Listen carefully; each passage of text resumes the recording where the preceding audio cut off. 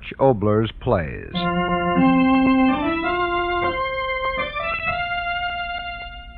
A Story in the Night.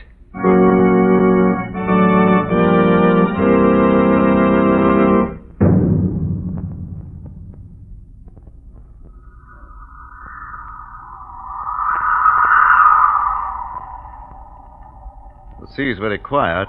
Yes, Your Excellency. Will it be very quiet under the water? No motion, Your Excellency. I'm sure it'll all be very amusing. I hope so, sir. The captain ought to have everything ready by now, sir. If you'll excuse me now, Your Excellency, I'll go see. No, just a moment, Doctor. Yes, Your Excellency? You're much too impatient, my dear young friend. One of the great joys of an experience is to savor it before it happens. Yes, stay and talk to me. As you say, Your Excellency. How far under will we have to go to break the record? Over half a mile, sir. How far's the bottom? Just over the record mark.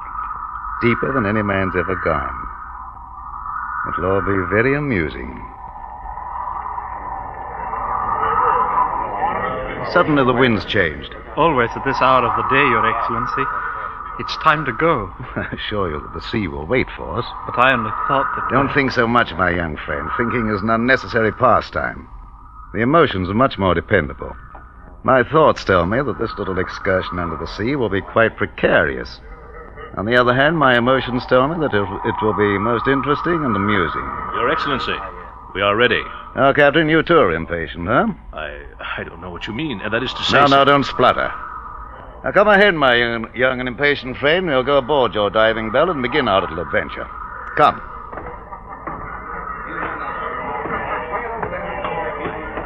Attention! You see, Your Excellency, we are quite ready. Oh, Doctor, is everything to your satisfaction? Did you put in an extra oxygen tank, Captain? Yes, sir. Everything just as you said, Doctor. The telephone communication been tested? 20 times. Searchlight? I assure you everything has been tested, Doctor. The winch goes smoothly now. Why, yes, I believe... I don't want you to believe. I want you to know. But I assure you... Go and test it at once. Yes, Doctor. At once, Doctor. All right, men. Test number 1. Aye, aye, sir. Test number 1. Slowly. Slowly there. Well, your thoroughness is most commendable, Doctor. We are going half a mile below the sea, sir. Nothing can be left to chance. The pressures down there are almost beyond imagination. Yes, I know. Particularly on this dive, everything must be perfection. You mean the record? I mean, Your Excellency, that your life is precious to the state. Yes. The press of the world has known me only as a record breaker in the world of what they so quaintly term power politics. By nightfall, they'll herald me as a record breaker in the world of science, eh, Doctor? If all goes well, Your Excellency. If? You have doubts? No one can predict the ways of the sea. What are you talking about? You'll be quite apart from the sea inside of the steel ball, this bathysphere. Oxygen to breathe, telephones with which to communicate, lights with which to see. Why should there be any question? Question of the human factor, Your Excellency. Yes, you're as cautious as they said. I like that. I, too, am a cautious man. Oh, yes, indeed. My success has been based upon determining that the unpredictable cannot occur before shall I say, embark upon my bold adventure. I'm talking quite frankly with you, eh, Doctor? Well, it pleases me to do so. For a few hours, we'll be locked up in that steel ball. There's no reason you shouldn't know a little about your leader, is there? You honor me, sir. For example, I know beyond the shadow of a doubt that the steel cable which will drop us down beneath the ocean has strength enough to hold 50 such steel spheres as the one we'll be in. I know, too, that you've made 30 such descents towards the floor of the ocean without the slightest misadventure. The men on this cruiser, they're specially trained for the work. And with my life in their hands, I'm sure they'll be particularly careful on this descent. Hey, Doctor? There is no doubt of it, sir. All ready now, sir. Shall we go now, Your Excellency? Yes, of course. Careful, Your Excellency. The deck is quite wet here. Well, thank you, Captain. You're very thoughtful. Thank you, sir. Attention!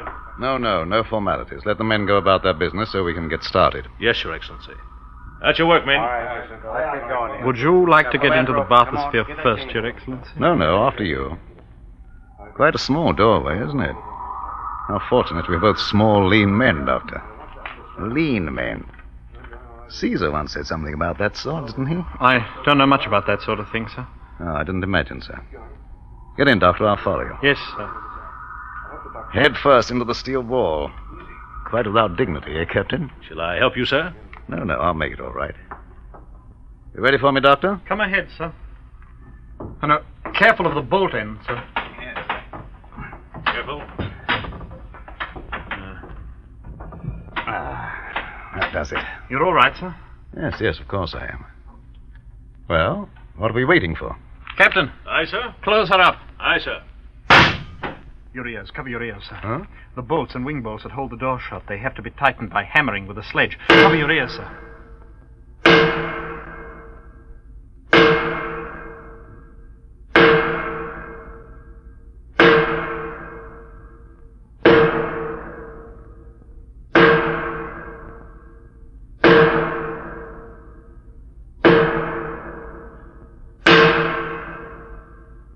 It's all right now, sir. They've done. But what an infernal din. Wasn't there any other way? Hammering is the only definite guarantee of a watertight seal, sir. My ears. All well in there, sir? What's that? A voice with a telephone, sir. They'll communicate with us from the deck every 3 minutes. If one of us doesn't answer within half a minute, the orders are to pull us up. An excellent safety precaution. Yes, indeed. All well in there, Doctor? All well. We're moving. Yes. Lifting us out to the end of the boom, and then down we go. Look, sir, you can see the deck down there through the windows. Glass so clear. Clearest in the world. Quartz glass to stand the pressure. Letting us down in the water, aren't they? Yes, sir, in a moment.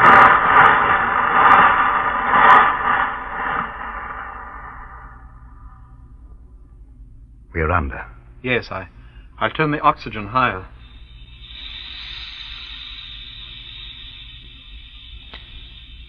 The light. So green. Yes. Soon it'll be blue, then a darker blue, until at around 2,000 feet we'll be in a darkness that goes beyond dark. Complete, eternal night. Eternal night under the water. How amusing.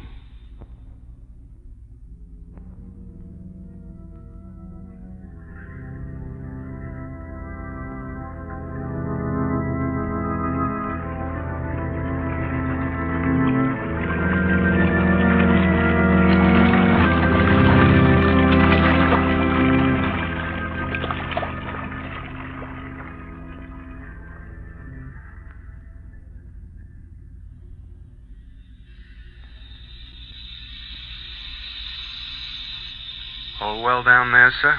All well. How far down are we? About 1,100 feet, sir. It's hard to believe it. There is almost a quarter of a mile of water crushing down upon us. The word crushing is most inappropriate at this time, my young friend. My apologies, Your Excellency. I've been watching the water. You said it would be as night.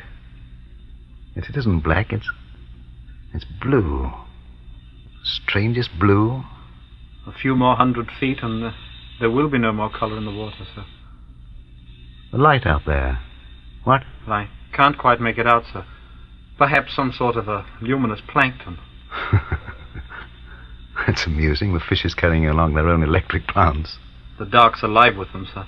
Oh, look, sir. What? That small flat fish. You see, even his teeth gleam with the luminous mucus. I've caught that sort in the trawls. They can eat organisms as large as they are. Wait, I'll turn on the searchlight and you'll see. No, never mind. I didn't come under the sea out of any interest in those bits of fish. As you say, sir. They light up like a train in the dark. Or would the portholes of a boat be a more appropriate figure of speech? Well, seen one, seen them all. All well down there, sir? All well. How far down now? Ask him. How far? 1,350 feet. Right. You make good time, huh? Yes, sir. They lower us very quickly, sir. A 6-foot ball containing a very earnest young man and the leader of the state. Headed for... What should we say, Doctor? A new record, sir. Is that as far as your imagination carries you? At the moment, I cannot say, Your Excellency. Well, perhaps when you reach the end of the cable, we'll discuss life and death very profoundly, eh, my friend? Philosophy under the sea. Yes.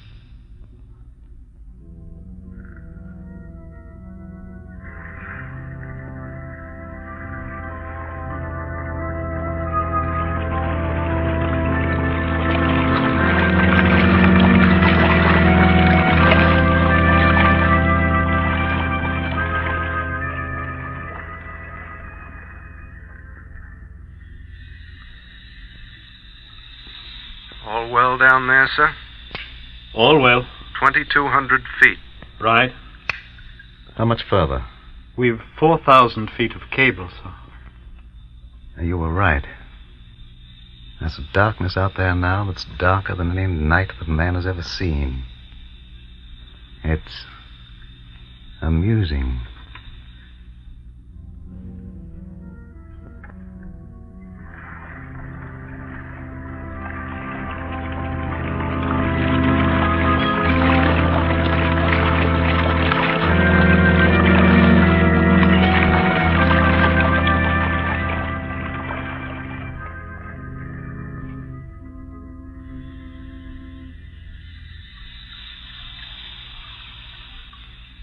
All well down there, sir? All well. 2,800 feet, sir. Right. Your Excellency, Yes? in 10 or 11 minutes we will have broken the record. You keep your eyes so close to that window. Might I ask why?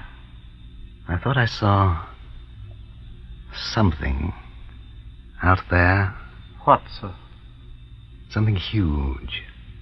It gave off a pale green light and then was gone so quickly I'm not quite sure. I'll turn on the searchlight. No, no.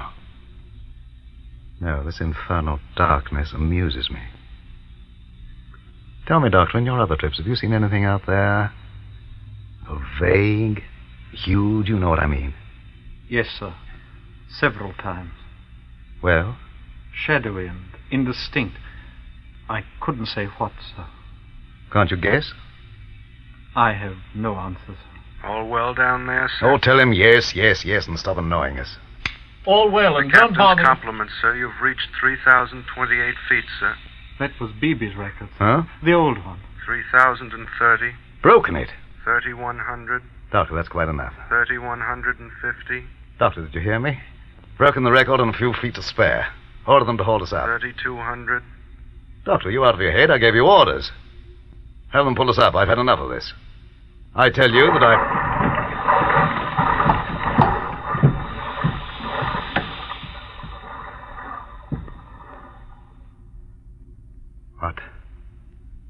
What happened? Happened? We just landed at the bottom of the sea, that's all. Why did you ignore my orders? I said to go up. What are you doing now? What was that lever that you threw? Answer me. Yes, I'll answer. Haven't you forgotten something, Doctor? What? To say, sir, Your Excellency. Excellency? Here at the bottom of the sea. And what's happened to you? All of a sudden you... the excitement of creating a new record, a little too much for you, eh, my young friend? Well, it's understandable. Now signal the ship and have them draw us up. Your little adventure is over. Didn't you hear me? I said signal the ship. How? You out of your mind completely. Telephone them. At once, you hear me? A telephone consists of a carbon transmitter, receiver, actuating battery, and connecting wire. We have no telephone. Get to one side. Hello. Hello up there. Hello. Hello, answer me. Hello. Hello, blast you, answer me. Hello. But they don't do it. The wire's torn loose. Would you know how to fix it, Your Excellency? What?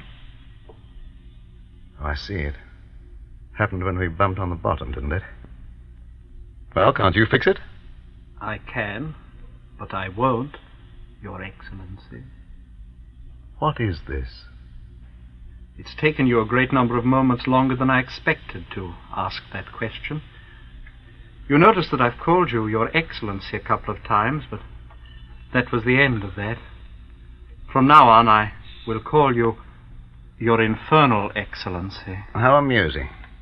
Still amusing. Yes. I don't believe it. You think it's some kind of madness on my part, that you'll do something about it. Not I, you. I? You have an emergency way of signaling. Yes, I know you have. You flash the searchlight on and off 3 times, and the flow of current registers up on deck. And they know that it's an emergency. I'll go ahead and do it, and perhaps I'll forget your little... shall we call it... joke? I am quite content to stay down here. Turn on the searchlight. All right, I'll do it myself. Why waste your time? You've so little of it left. What do you mean by that? The searchlight, too, is disconnected. Why? There is no need of it. It will be best to die in the dark. Die? Yes. This is impossible. I investigated you, your record, your family, your associates. Clearest record in the state. You have no reason or the will to kill me. Kill me? It's really funny. A young, empty-headed fool kill me. It's very amusing. You'll be afraid soon. Is it possible that you've forgotten the final emergency signal, you fool? Yes, I said signal. The signal of silence. They'll try the telephone as scheduled, and when we don't answer, they'll pull us up. Have you forgotten that? It's been more than 3 minutes since the last signal. If what you say is true, why aren't we moving? We are. For all I know, we are. Are we? The darkness, who can tell if there's an upward motion? You know we're motionless. As quiet as in a tomb. Appropriate, that. And we'll stay here. I know that. Huh? That lever up on the roof that I pulled. Well? It threw the end of the steel cable free. Yes, severed the cord between ourselves and the ship and the world. No. We are here, Your Infernal Excellency. Down here to stay. No. You lie. I don't believe you. They'll pull us up. The telephone, here. Here, you up there, listen. Get me up. Get me up. You up there, hear me. It's your leader. Get me out of here. Get me out of here. You hear me? Get me out of here. Out of here. Out of here.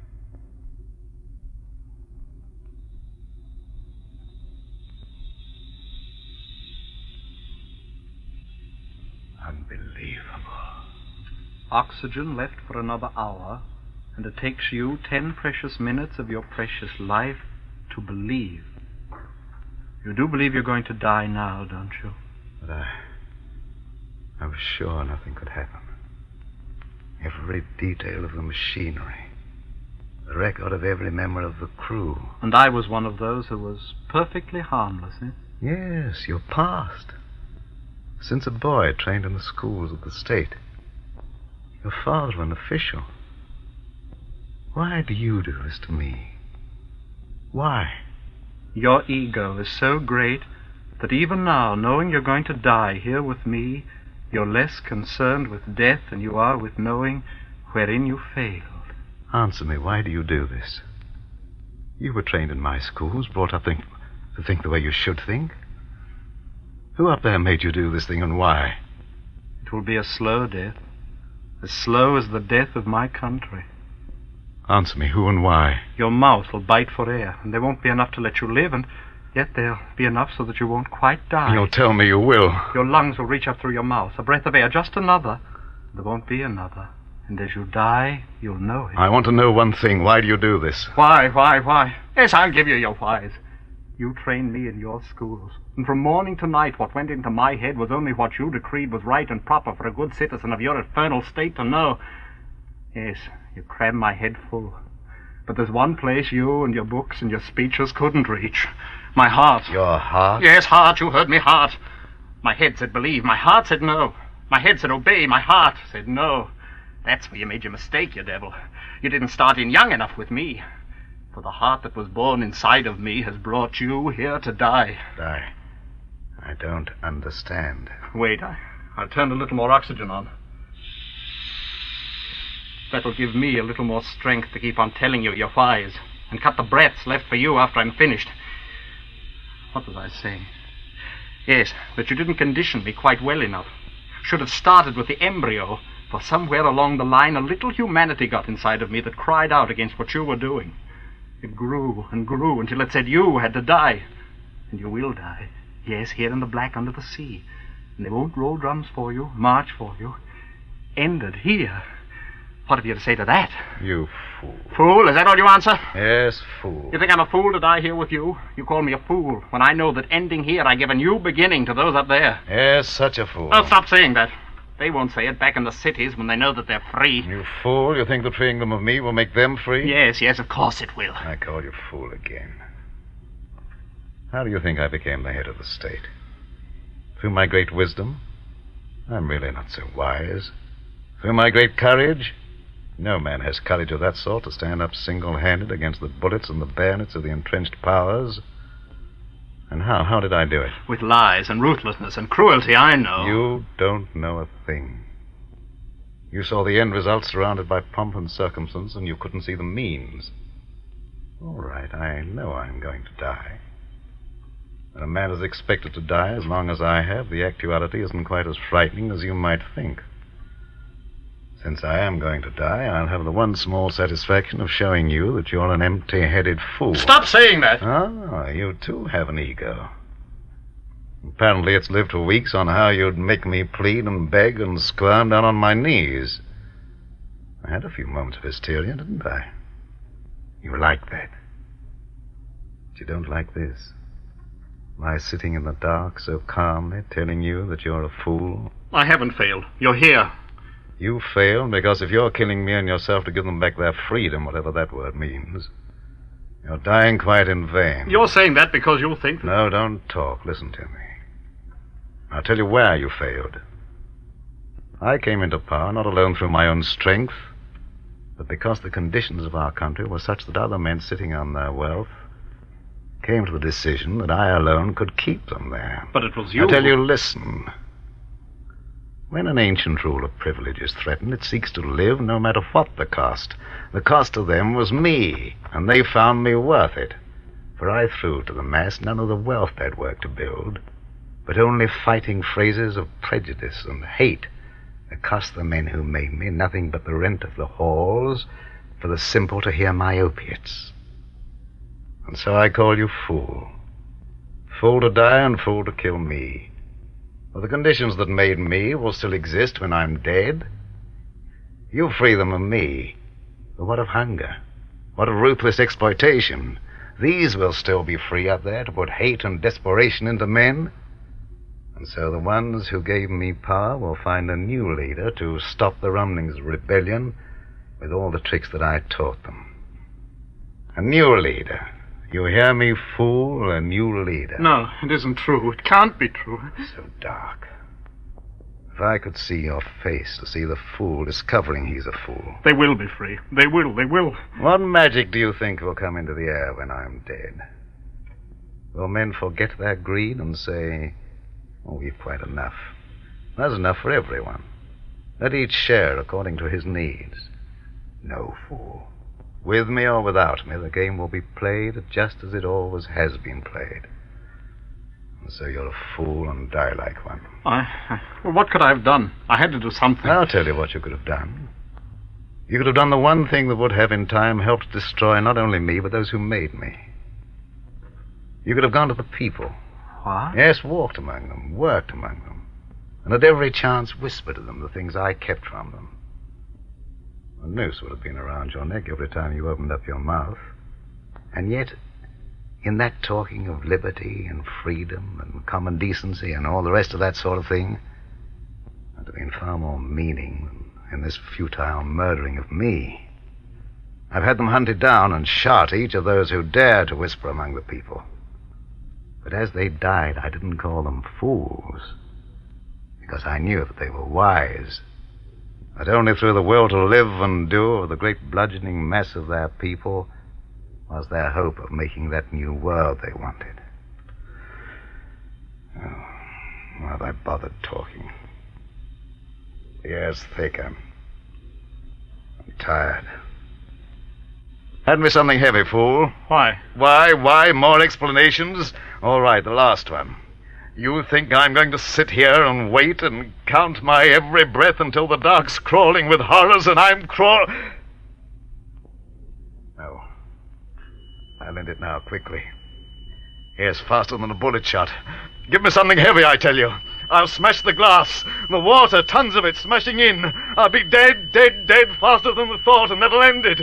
Give me something to smash the glass, or I'll... There, sir? All well down there, sir?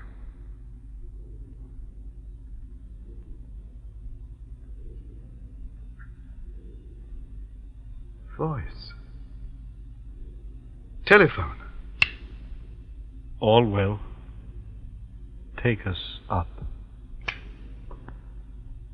We're moving. There's water on the glass. We're moving.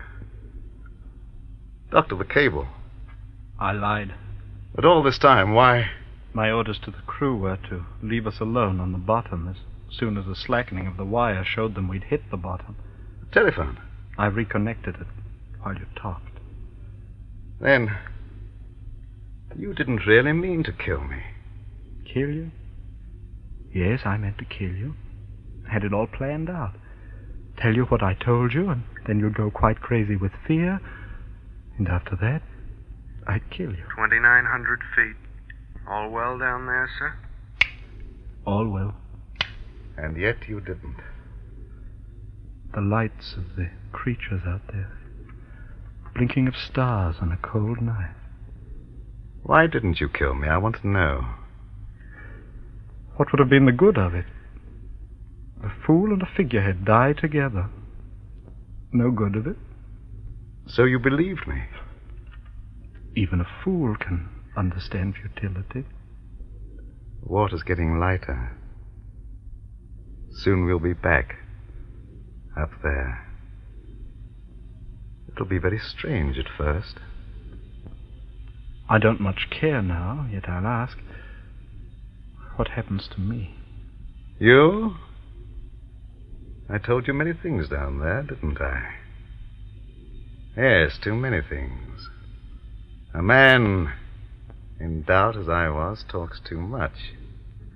And since you of necessity heard what I said, when we get there, I will probably have you shot. The victim sentences his murderer. It will be most amusing.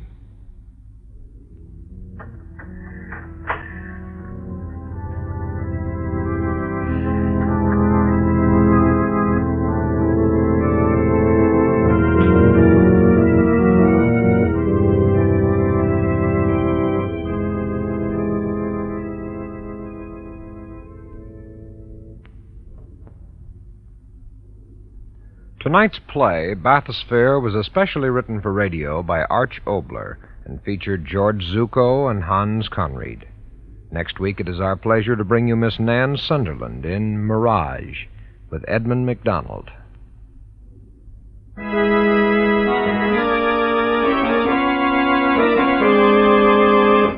Arch Oboler's plays.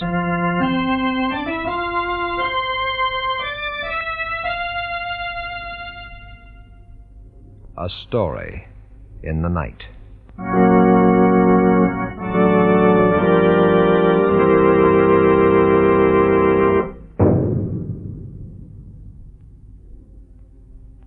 Arch Oboler's plays are presentations of the National Broadcasting Company.